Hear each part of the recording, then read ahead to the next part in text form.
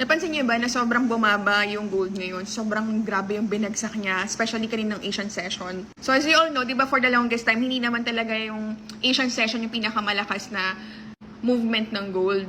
Kasi most of the time sa London session yan, sa New York session. Pero however, recently, sa Asian session, nakikita nyo na ang laki talaga ng movement ng gold because si China is one of the biggest participant ng mga buyers and sellers ng gold. So, kaya ngayon, sa Asian session, talagang napakalakas na rin talaga ng movement ng gold. Not unlike before na mapapansin nyo sobrang slow movement ng Asian. That's why, mapapansin nyo kanina, grabe, sobrang yung laki ng binagsak talaga even during the Asian session. And right now, bakit nga ba siya sobrang bumagsak ng ganon?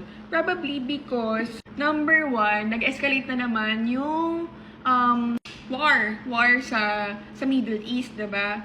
So, nagkaroon naman tayo ng news na, ayan, hindi na naman sila. And also, nagkaroon ng 1% na price increase na naman sa oil, diba? So, syempre, as you all know, kapag tumataas ang presyo ng oil, tumataas yung inflation. Kapag tumataas yung inflation, yan yung potential na magtaas ng interest rate. So, ngayon, iniisip ng mga traders or ng market na by December daw, magkakaroon daw ng rate hike. Diba? So, baka posible na magtaas pa ng interest rate si US by December. So, itong ganitong mga market analysis, posible na mag-cause na mas lalong bumagsak talaga yung gold. Kasi as you all know, bakit nga ba bumabagsak yung gold kapag nagkakaroon ng interest rate hike?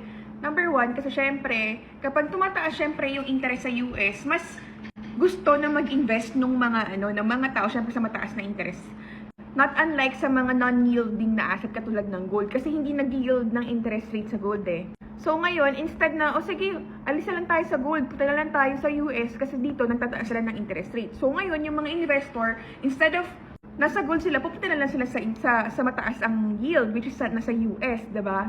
So ngayon, nagkakaroon ng massive sell-off sa gold. Tapos ko na, hindi na muna ako mag-gold ngayon. Mag-intendo na muna ako sa mga asset na mataas ang interest rate. That's why, ngayon, kapag nagkakaroon ng speculation, natataas daw ang interest rate by December sa US, may tendency talaga na nagkakaroon ng sell-off sa gold. That's why, mapansin nyo, grabe talaga yung drop ng gold right now.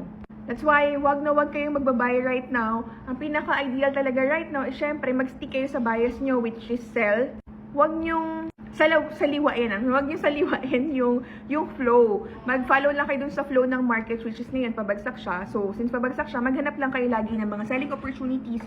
So, kapag nagkakaroon ng mga corrections or nagkakaroon ng mga retracement sa mga lower time frame, pwede kayo mag-entry doon kayo magpumasok ng mga sell nyo. So, yun lang guys.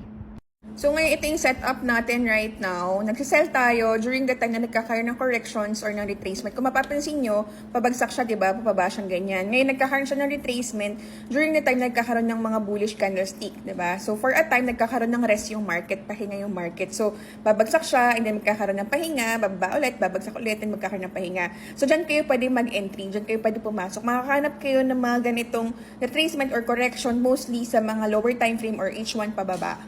Right now, meron tayong dalawang entry, which is 0.05, 2.05 yan na lot size. And then, we have a total profit of, a running profit na nasa mga roughly around $500.